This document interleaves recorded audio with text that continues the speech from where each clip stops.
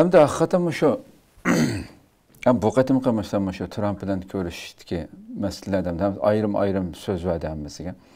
Qilgan gaplarining ichida hammasi Trumpni xuddi masalan Qozog'iston eng oldiga Qozog'iston bilan O'zbekistonning bakrak oldingi planga chiqishidagi sababsizga. Undan keyin bularning og'ziga tegmay masalan bu Trumpni masalan To'qayev siz ko'kdan avatilgan bir lider yani bir rahbarsiz. Xi Jinping'e maşına diyen. Aynı qilib ketdi. Bu Turkiyada mı münazara bo'lib ketdi.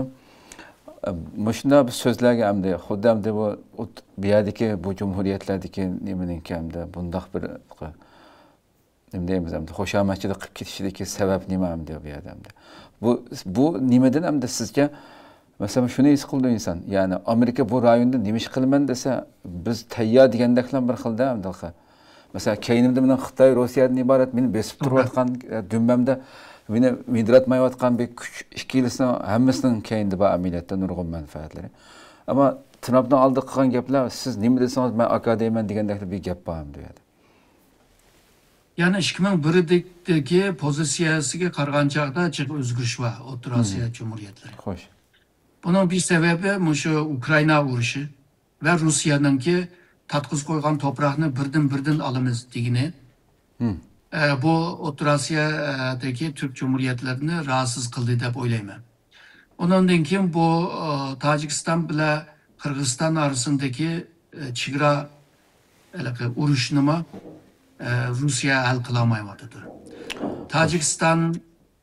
Tojikiston Cumhuriyeti Rahmonovmi bir Putinni bir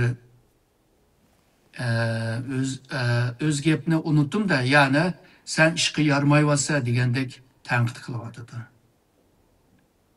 Yani bularni bosh qoldiryapti-da munda deganda. Ondan keyin Xitoymi O'rta Osiyoga bek kirib ketibdi. Xitoyliklar hozir O'zbekiston deymiz, Tojikiston, Qozog'iston, Qozog'iston, Tojikiston, O'zbekiston bu yerga jiq besib kirib yetibdimish. Bu yerli xalqma buningdan rahatsız bo'lyapti Xitoydancha. Shuningga bu Xitoydan, Rusiyadan kelgan bu tehdit yoki besimdan qutulish uchun Amerikadek bir tampon rolini o'ynaydigan bir kuchga ehtiyoj bor deb o'ylayman. Bayama dedik. Ondan keyin bu o'zininki ham moddani bu Rusya ve Xitoyga azan setish yeriga dünya bozoriga chiqsak texma yaxshi satalaymiz. Ve G'arbninki yuksak texnologiya nimalar mahsulotlar bizga kirdi. O texnologiya bizga keldi. Ular mablag' soldi degandekchi. Ajna bir o'ylari bo'lishi mumkin. Bir jihatdan o'zininki manfaati, bir jihatdan Rusya ve Xitoydan keldigan tehditni his qilib mujda qilgan bo'lish kerak. Chunki 2021'de bularning pozisiya bunda emasdi. Yani uch qaşqarla biz Amerika bilan bunda hamkorlik qilolmaymiz. Rusya bilan Xitoyni ranjida qilolmaymiz deb. Hozir buni ranjida qilolaydigan holga kelgan qarg'an chaqda bu yerda men boya degan sababdan boshqa sabablarmi bo'lishi mumkin. Yani biz bilmaydigan sebeplerle bo'lishi mumkin. Bunu asta hamda oldimizdagi yillarda ko'ramiz.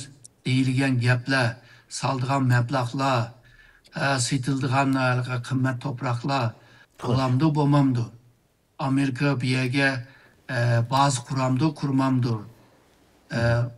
Xitoy bilan Rusya bu meseleye karşı qandaq hamkorlik qiladi degan meselelerni hammani oldimizdagi yillarda hammasini ko'ramiz. Ko'rgan jarayonda ondan keyin yana cho'nqurlashib analiz qilsak bo'ldi. Xo'sh.